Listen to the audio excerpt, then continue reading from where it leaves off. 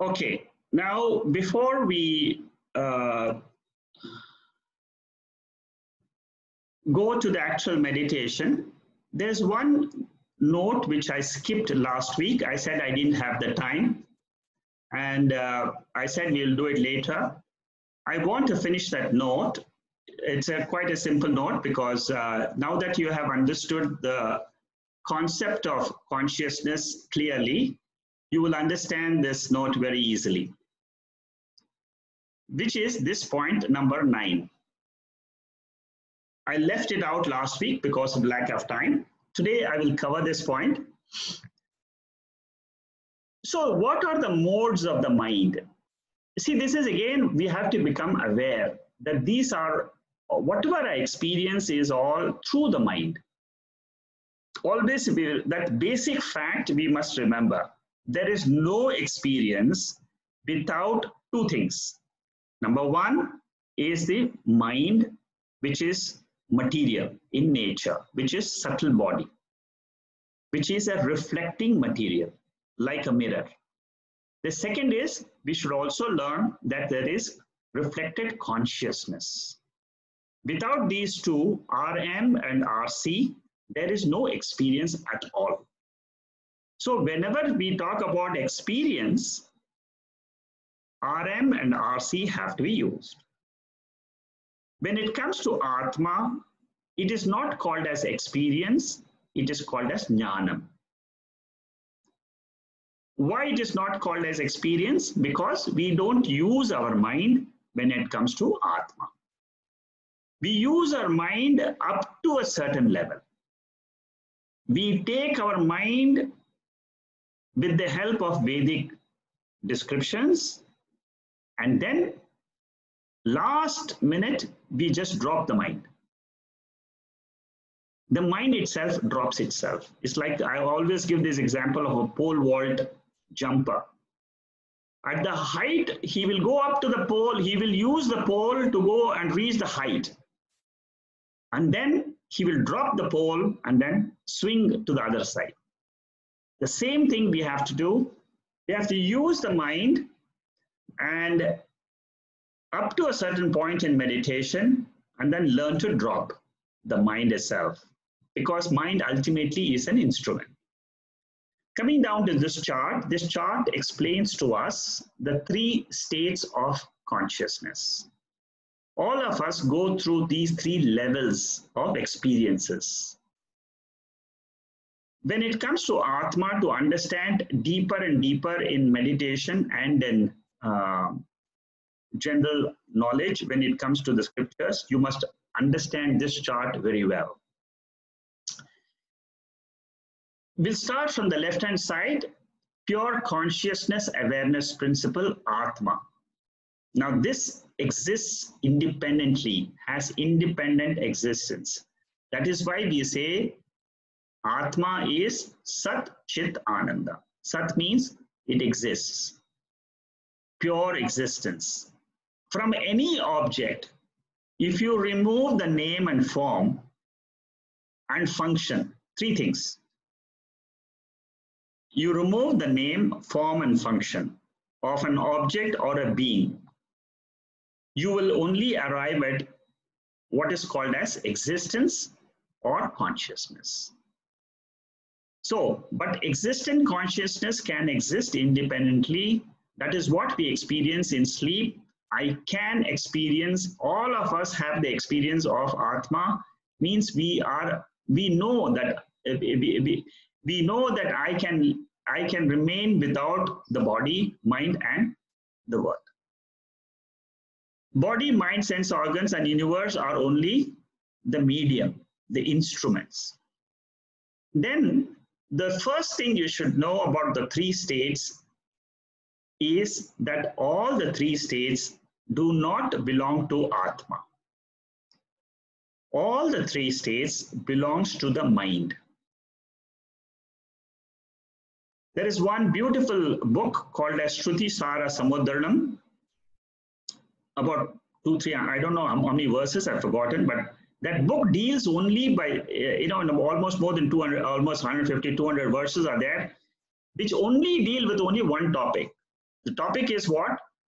That the three states belongs to the mind. It does not belong to the Atma.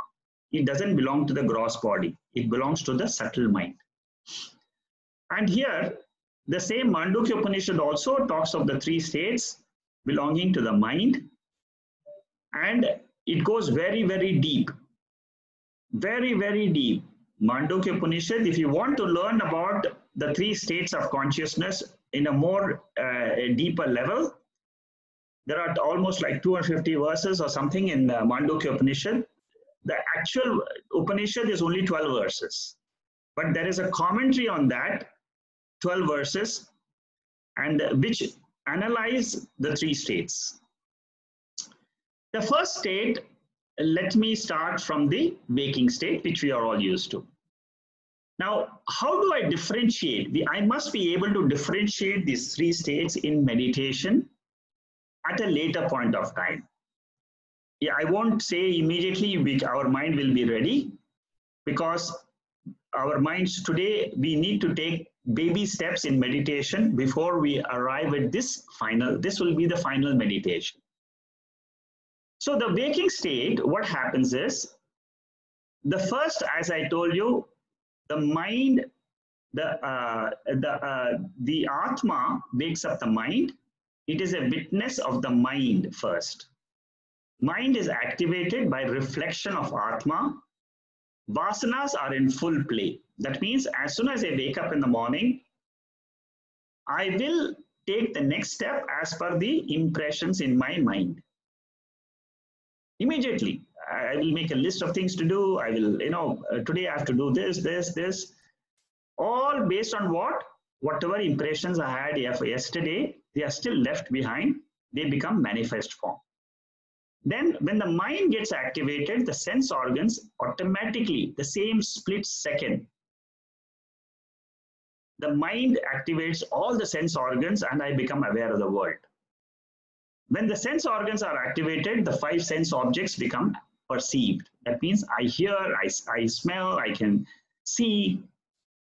All this happens. This is what is called as witness of perceptions, emotions, and thoughts of the waking world. That OET chart, that OM chart, you can follow this because you have understood that OM chart in Tattva Bodha. Then let's take the sleep state. What happens in the sleep state? The sense objects, they are withdrawn to sense organs. The sense organs are withdrawn to the mind. The mind resolves into the heart. Heart means here, mind resolves to the Atma. So it's a reverse process. In the waking, it is the mind which gets to sense organs, and then we perceive the world. In the sleep state, it is the reverse. The mind, all our minds resolve in only one place. And that place, each one of our mind, we resolve into our individual Karana Shariram. Individual Karana Shariram rests in the Samashti Karana Shariram. That means the individual causal body is a part of the causal. That means the whole universe, wherever it's a part of that causal body of the whole universe. And then again, the next day morning, the waking starts. In the sleep state, what is the Atma doing? In the sleep state, the Atma is only illumining the nature that I don't know anything. I'm not aware of anything. All of us have the same thought. It's one thought. I am not aware about myself. I am not aware of the world. So that is the thought being illumined by what? By Atma. If the Atma had not illumined that, when we get up in the morning, we would never be able to say, I had a good sleep. I didn't know anything in sleep. We will never be able to say this. So that is the sleep state. So Atma witnesses the ignorant status of the mind. The mind in ignorance is called as sleep. And the mind which is wise knows that it is Atma in all the three states. It is the same Atma which is appearing. It is only a reflection of Atma in all these three states. Then let's do the dream state. The dream state, it illumines the impressions of the mind only. Atma is illumining the impressions of only the mind. The sense organs are not active. The sense objects have got resolved in sense organs. Sense organs have resolved into the mind. Mind is partially active with vasanas. So why do people dream? People dream because of impressions in their mind. These impressions can be either from this birth or it can be from many previous births. Many people don't know why they dream of something which they have never even thought about in this entire lifetime. So dream can result, it is just a way of exhausting our vasanas, which are called as durbala vasanas, which are simple vasanas which can be exhausted by just seeing it in the dream. There are some vasanas which we can exhaust just by perceiving it in the dream. So one thing about dreams is, there was a question by Malati who had asked me why people dream. So the answer to that is, it is due to the samskaras in the mind.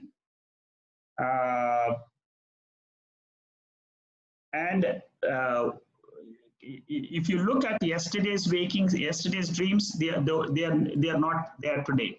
So the dreams keeps on changing. And some people, of course, can dream the same thing again and again.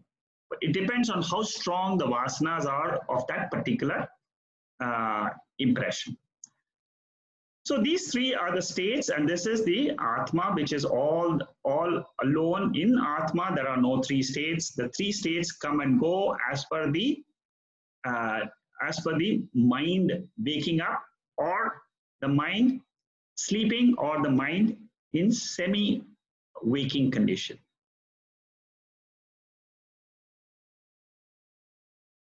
One fact we must know is the moon and the mind are very similar in nature. Both are subtle.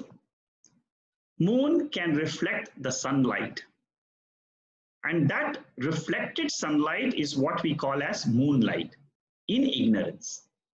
Similarly, the mind does not have any light of its own, but it can reflect the spiritual light of Atma and gets energized for that activity.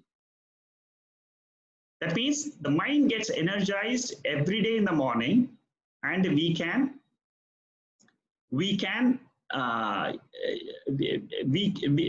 once it gets energized, then that energized mind can give energy to all the sense organs. Through the sense organs, we see the sense objects in creation, which are the creation of Ishvara. So the principle of, we must always remember, it is moonlight doesn't have light of its own. It is reflected sunlight. Similarly, the mind doesn't have light of its own. It is reflected sunlight. A reflected light of Atma, spiritual light. This is a meditation for those who want to do meditation on Om at an advanced level. I'm just giving you a simple meditation, but I would say do not try this meditation now because the mind has to get used to the climate inside step by step. But for Om, there is a meditation which is called as this one. How you do it is, you first learn what is the Om word. The Om words, meaning of Om, it stands for A, U, Ma. In Sanskrit, A, U, Ma, or English, A, U, M. A stands for the waker and the waking world experiences. U stands for the dream and the dreamer experiences. The M, Ma, stands for the sleeper and the sleep world experiences. in sleeping world is blankness, which is what is experienced by us. So when we look at the whole life of ours, we can put in this whole life of ours into this one small word called as Om. Look how intelligent the rishis were. They wanted to know what is beyond all these life's experiences. And they said, okay, Om is a word which can represent the entire experiences in one's life. Not only your life, my life, anybody's life is only this Om, which is the waking state, dream state, and sleep state. Is there anything beyond these three states? So what they did was they merged the sound of Om with this mind. They took the mind, contemplated on this Om sound, and while they were contemplating on the Om sound, they merged the three states of our living in the sound.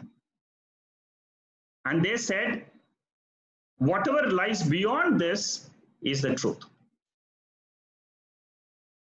And what did they realize? They chanted Om, and then they remained silent. Again, they chanted Om, again they remained silent. The silent represents the bare awareness without any conditioning. Represents the consciousness. It represents the spiritual, immortal light, which is my real nature.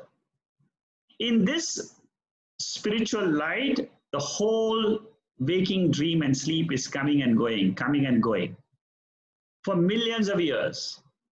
The moment I come and become aware of this spiritual light in me, it is not outside, it's beyond the mind.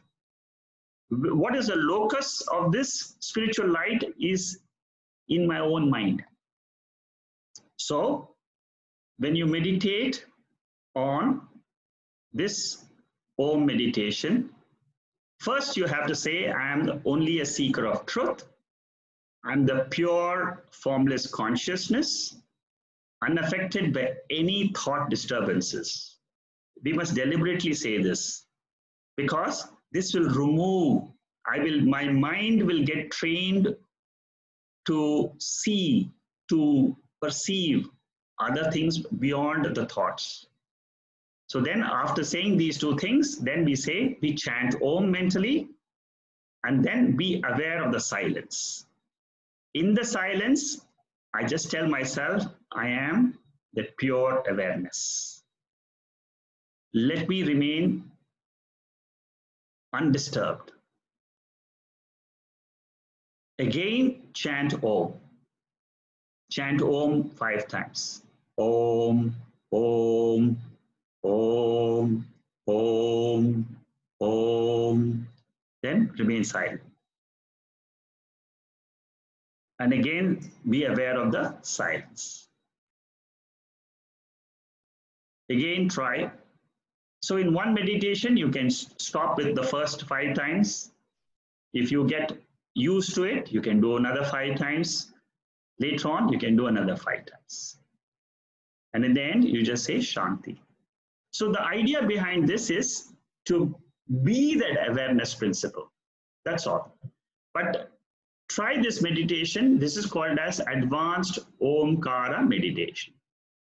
All these meditations only help us to take our mind deeper and deeper to the core of our personality.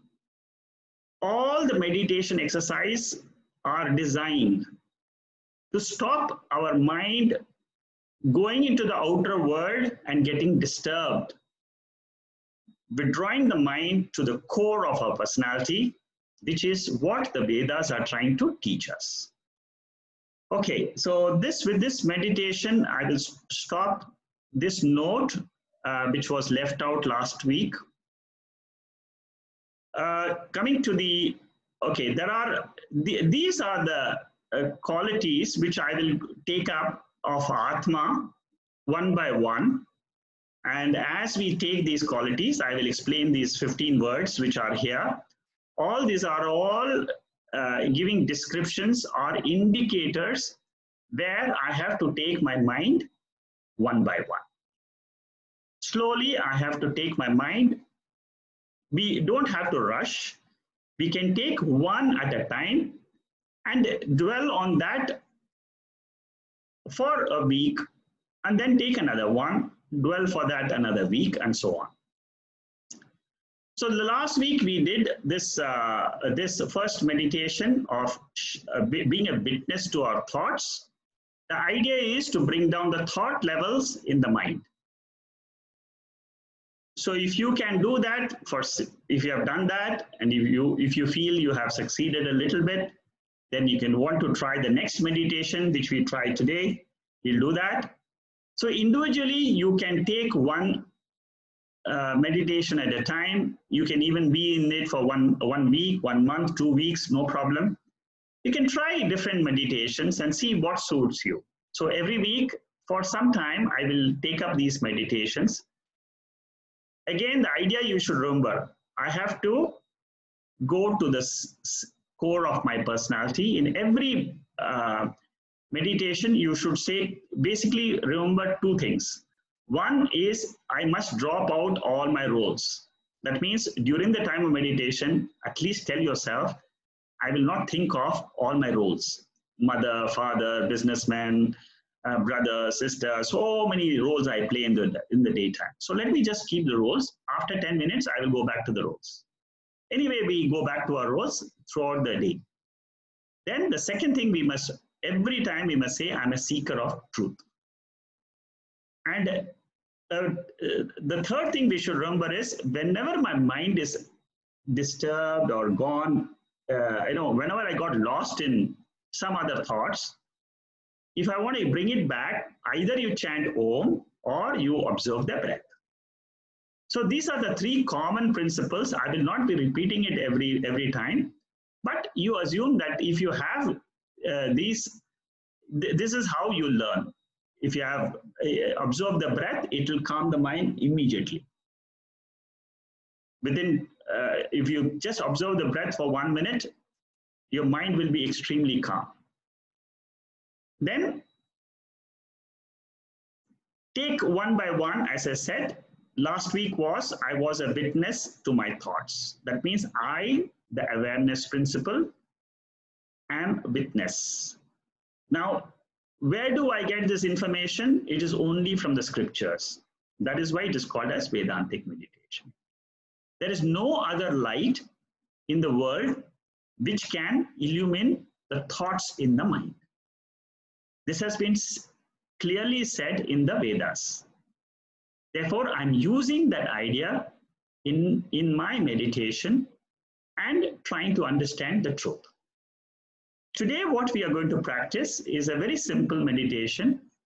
And again, it is slowly we are learning to understand how to reduce the agitations in my mind. Eventually, what will really you will see happening is when you do this meditation and you feel that, yes, I'm getting somewhere near to understanding the thoughts, and what will happen is during the day, you will find a lot of peace. You're able to think more clearly. The agitations during the day will come down. That is the success. That is the first sign of success in meditation. Whether we arrive at Atma level and see and are able to realize Atma, that is at a different level of meditation. But initially, if I can achieve the small success of watching my thoughts, getting them reduced, the quantity and the agitations in my mind, it will have a tremendous impact on my day-to-day living. I'll be clear, I'll be focused, I'll be able to analyze all situations which come to me objectively without any cluttering in the mind. That is what is the advantage of these meditations. Our process today is very simple. We'll chant Om. observe the silence, again chant Om, again observe the silence. When we observe the silence, let us in our mind mentally say, I am that pure awareness consciousness. You just try it out for about 5-10 minutes, and then you can do this simple meditation tomorrow. Every time you sit in meditation, try and do it at the same time, same place. And if you have done one type of meditation one day, try to follow it at least for 3-4 days, because then the mind will automatically get used to thinking in the same pattern. And once it gets the pattern correctly, then what happens is the mind automatically will go to meditation. This is just practice. In the Bhagavad Gita, Lord Krishna says abhyasa. Abhyasa means practice. Okay, let's close our eyes.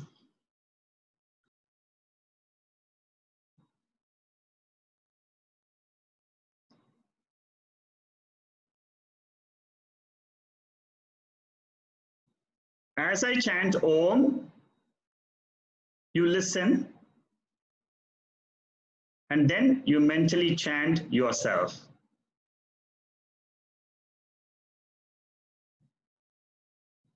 Om.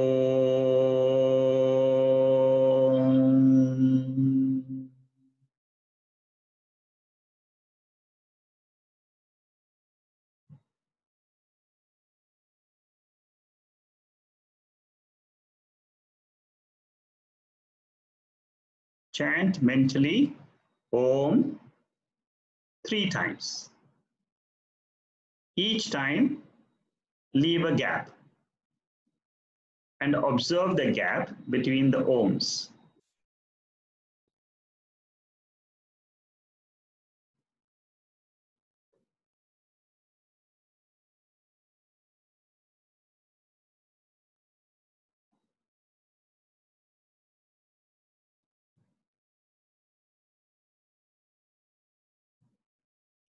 I tell myself,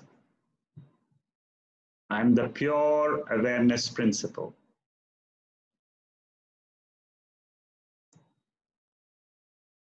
Which is a witness of all the thoughts which rise in me.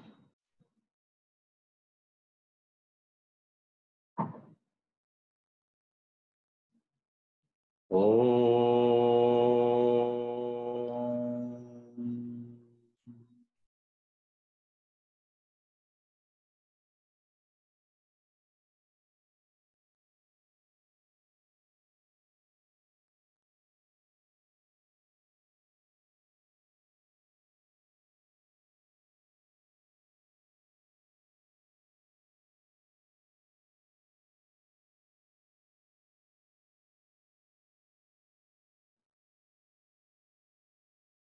Om.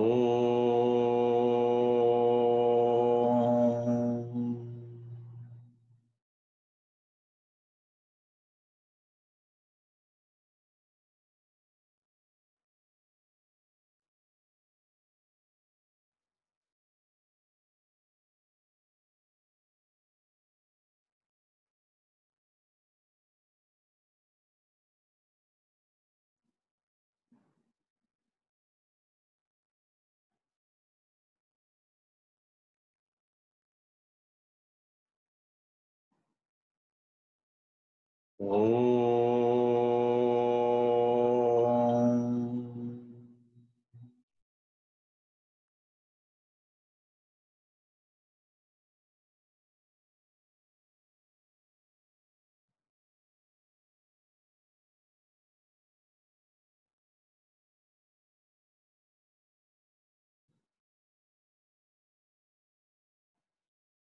I am formless consciousness without the body, without the mind.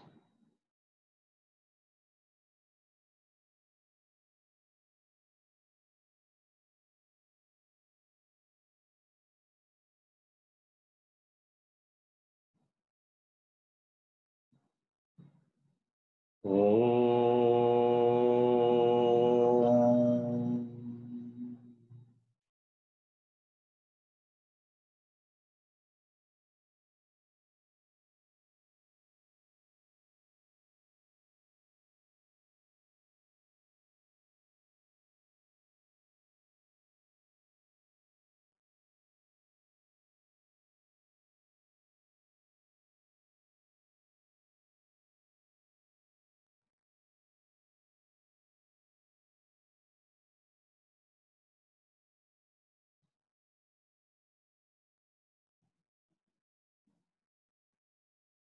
I am pure awareness.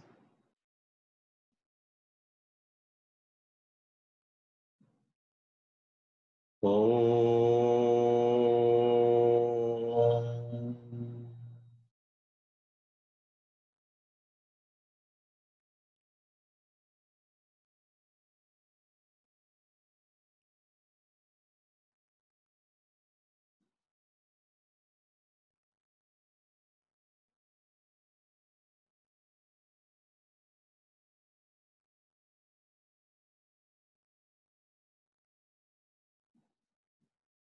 I am aware of the mental disturbance when I chant Om mentally.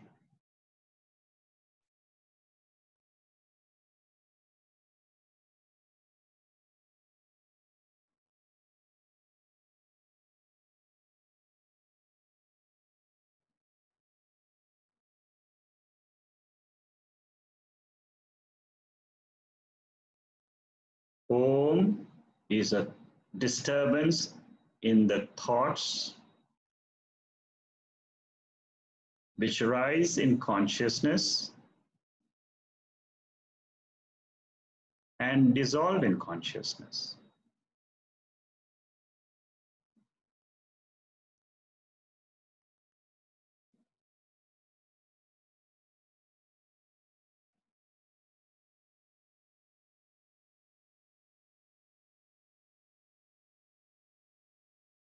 I remain changeless.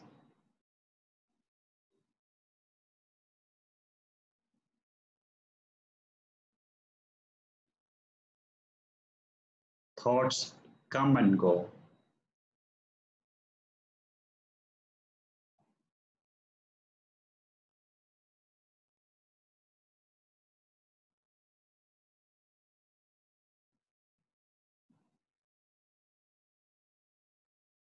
Om.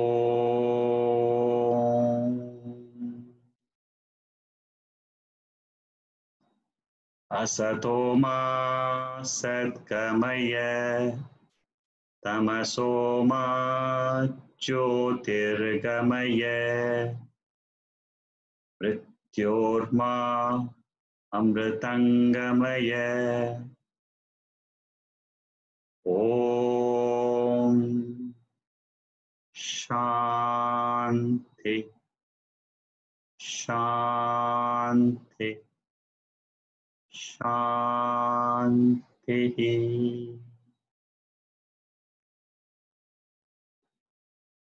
I was fully aware of my thoughts in the last 10 minutes. I am the spiritual light which witnessed all the thoughts.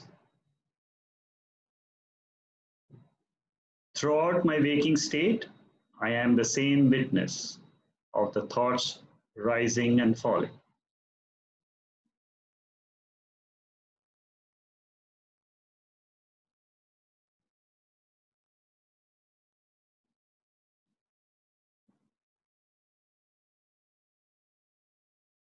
Rub your palms and put it against your eyes before you can gently open your eyes.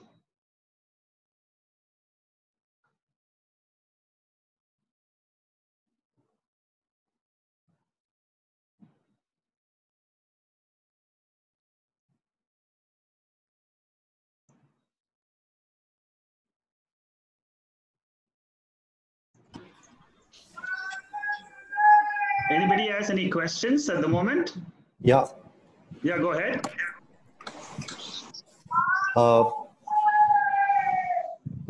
I just want to, can you hear me? Yeah, I can hear you. Go ahead. Okay. So I just wanted to once again, just go through some of the points. Yeah. The Atma, as you said, has really three aspects, which experiences the world through the Stula Sharira, the Suksham Sharira, and Karana Sharira. Yeah, it's a reflected consciousness which experiences that. So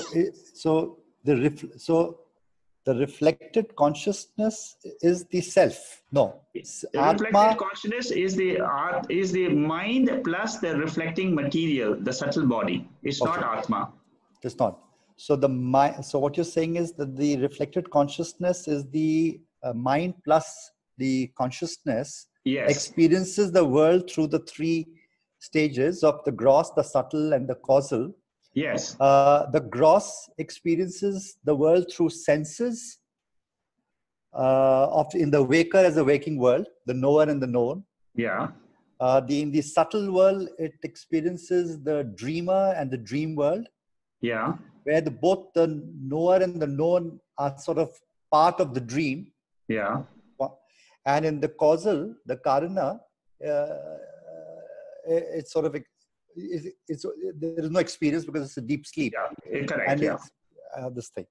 So so Turiya is really not a stage; it is the consciousness. It's pure consciousness. It's just a knowledge. It's just a pure knowledge of the Atma. That is what is called as Turiya. Okay. It is not an experience because there is no mind active in that. Yeah. So somewhere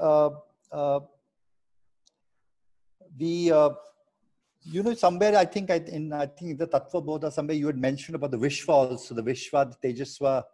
Yeah, correct. Yeah, don't confuse at this point of time with the names because those are all the names from the Mandukya Upanishad. Okay. So we will go through that when we take that Upanishad. Yeah. So you gave a lot of examples the water and the ocean, the water and the ocean. That the water is really the substance. Correct. It's a content of wave and ocean. The wave and ocean. Yes. Similarly, you said, so basically what we are saying is that the ignorance, it is the error that has caused us to see the separation, but actually it's the one. Yes, correct. The moment the ignorance goes away, ignorance will go away as we learn Atma more and more. Yeah. You will clearly say it's my Atma, which is there even now in waking. That's all. So basically, what it says is that the snake and the rope is that when I mistake the rope for the snake, the rope is the real, the rope is the Atma, but I'm mistaking the snake, the reflected consciousness of that rope as the apparent reality. Absolutely correct. That's this thing. Yes, you got it right. There was another example which I'm not very clear. I just want to do, which you had not, which I had read somewhere. This is the sun reflecting in a bucket full of water. Yeah. The sun is the consciousness. The water is what is the water? Is it the mind or the subtle body? The water represents the subtle body, which is the material RM. Okay, so the water and the reflection of the sun in the bucket of water, that small spot which you see, that is called as reflected consciousness. Yes. The bucket is the physical. In all our minds, like in a bucket of water, the water is like the mind. In that mind, which is a reflecting surface, there is a reflection of Atma in the mind. So bucket is the physical body, right? Bucket is the physical body, absolutely. The water is the mind. Water is the mind. Yes. It's the screen of the mind. Is a screen of the mind, which is the reflecting material. Yes, and it's a reflecting material. And therefore it is the subtle body. In a sense. Exactly. That's it's the right. subtle body, but it is the mind. It's the screen of the mind. And in that, the consciousness is reflected consciousness. Which is the life principle. Once you understand this example well, that reflected consciousness is what we make it awake every day morning when we wake up. So what you're saying is that I see this reflection of the sun. I feel that this is the real, this is the reality, but it's actually purely a reflected consciousness. Yes, exactly. The sun you is drop the the reflection. That is what we do in meditation. Yeah. We drop the reflection in the thought and we just say, I am not this thought, neti neti. I am pure Atma. So basically we are saying in the waking world, the stula shari, the gross body experiences this world, waking world, and it treats the waking world out of ignorance as the reality, when it's the waking world is the real reflected consciousness. Yes, you got it perfectly correct. The waker and the waking world is a false entity which is appearing and going back in every day, morning and evening. Again, it goes out. This has been going on for millions of years. And I become aware that I am not this, I am that pure consciousness. That's all. Yes. So you got it very correctly, Deepak. I think your question is good, and you have some clarity now, right? Thank you. Shama is asking me, when the mind disappears, the bheda, that means the difference, disappears. That's correct. The separation ends, that means sorrow, samsara disappears. That is only temporarily till you know when the Atma completely and clearly. And the Atma is realized completely. Yes, you're right. Do we then continue to abide in this state continuously, even though we will still continue in life and body? Yes, that's correct.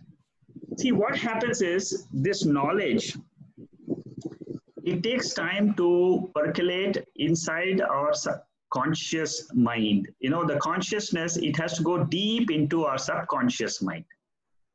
Knowing Atma, listening to Atma is one step. But after learning about this Atma, when I brood on Atma, when I contemplate on Atma, it goes into the subconscious level slowly. When I sit in meditation and I tell myself I am that pure Atma, the speed at which I grow in retaining that knowledge, it increases rapidly. And what happens is, that is what is called as jnana nishtha. A nishtha means I am firmly rooted in that knowledge that I am that pure consciousness. Once this happens, then the mind knows that it cannot play any more tantrums on me, and it stops making me disturbed. I still go through the body and mind in my waking state. It'll work exactly as per what is being designed by Ishvara. There is no more jiva srishti which is happening inside the mind, thinking, growing, and confusing, and all that ignorance. Once it is gone, your mind will be crystal clear. This is a jnani's mind, and a pure mind, and it can handle any situation outside very easily. So I think, Shama, your understanding is correct. I just reiterated whatever you have said. Jagdish is asking, what is the relationship between intellect and Atma? Good question. Intellect is illumined by Atma. Intellect is subtle matter. His mind has got 4 functions. Number 1, memory. It has got, one of the functions of the mind is bring out all the impressions from the past. That is what is called as memories. Second is ego. Whenever you want to do something, you say, I am doing it. It is the intellect which has got the ego in it. The third portion of the same mind, which we call it as mind, is the emotions. Mind is generally referred as emotional part of that internal instrument, antakaranam. Intellect is the one which is the doer and the enjoyer. That means every time you are doing some action, you get a notion, I am the doer. So that is the intellect's job, and this doership is illumined by Atma. The same doership is not in sleep, because the mind has gone to sleep. In sleep, I don't feel I am a doer or enjoyer. So the relationship between Atma and intellect is illumined by Atma. The second higher aspect, if you want to go a little bit more deeper, intellect manifests Atma. There are 2 things. One is what manifests something. That means whenever the intellect is available to me, I can know that it is Atma is there behind. So intellect manifests Atma, and Atma illumines the intellect. What is the relationship between mind and intellect? Good question. Mind is continuous flow of thoughts where there are always doubts. A doubting mind, that means suppose you have a notion, should I go there or should I not come there? Should I meditate? Should I not meditation? This is called as a flickering mind. So when the thoughts are flickering and the thoughts are going from one pendulum, one left to right, that is called as mind. When the decision is made in your mind, yes, I will go for the class today, I will do yoga tomorrow morning. The deciding faculty in the internal instrument is called as the intellect. So there are two things. One is the deciding faculty, another is the doubting faculty. Doubting faculty is the mind. The deciding faculty, the rational faculty of the same internal instrument is called as Atma, is called as intellect. Then there is a question from Shama again. Why do we dream occasionally a future when then after some time it becomes real at some point of time? Yes, the mind has the capacity also to project the future. So if you can, sometimes people can dream about 5 years down the road, they can see it in their dreams. It happens. Some people can do it. Is it also driven by vasana that is not manifest or come to our current awareness? Yes, it is. All dreams are only projection of the vasanas. Your mind has thought in the waking state a lot about the future. And that has remained in your mind. You have been thinking, oh, I should be a doctor after 10 years. I should be a Vedantin, I should know myself. So the mind has already got those impressions from the waking about thinking in the future. Your mind has thought a lot about the future, and it is those impressions come back to you in your dream. Are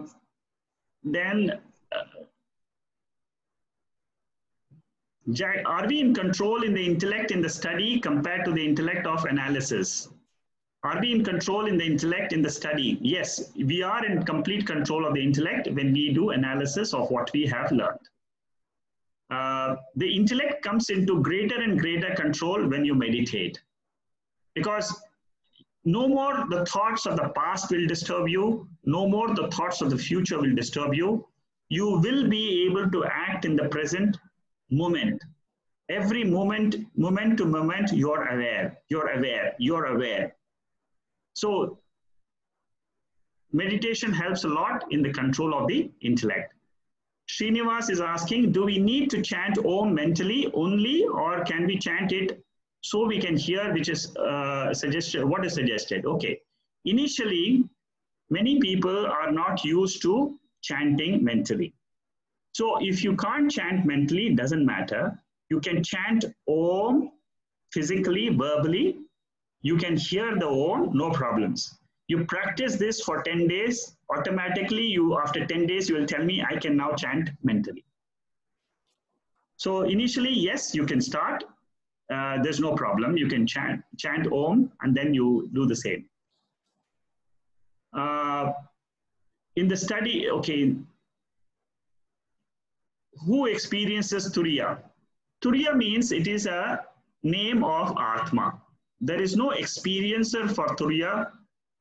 The moment you use the word experiencer, it means you are talking about the mind. All experiences are with the mind, either with the sense organs or without the sense organs. What exists without an experience is Atma. Very important point. You should always remember this point. Suppose somebody says that I have experienced Atma, I have experienced this. That means you're not You've not really experienced it. That is why it's important. It's important to note that it is only jnanam of Atma. I am that pure. I just claim myself. Aham Brahma Asmi. I am Aham Atma Asmi. I am that pure consciousness. That's all. Don't say anything else in meditation. Uma says, if I'm caught in a bad situation, I should control the feeling of dislike and just concentrate on ways of getting out. Am I right? Okay. Again, a good question. See, when you're caught up in a bad situation, it's a mind which is trying to go through that situation.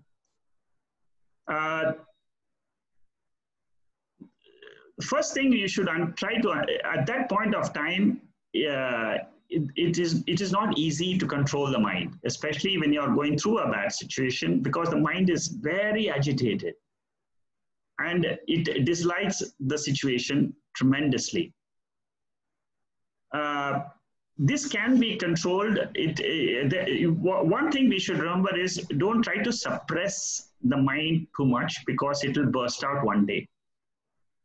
The best way to deal with this is, okay, you tell your own mind, let me deal with the situation later if possible. Suppose your situation is so bad that you have to decide right now what needs to be done.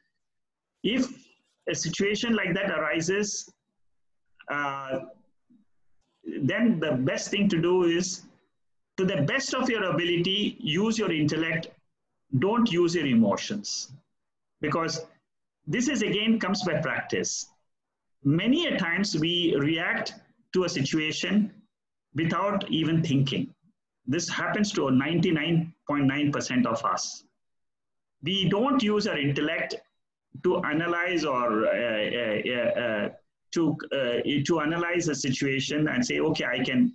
If you have the slightest opportunity, you can just say, okay, I will deal with the situation a little later. Let me think about it. Nothing in the world is going to really go is going to go wrong. Is going to change or is going to be affected because you have not given an instant decision. Uma, I will talk to you personally on this in case I have not answered you fully.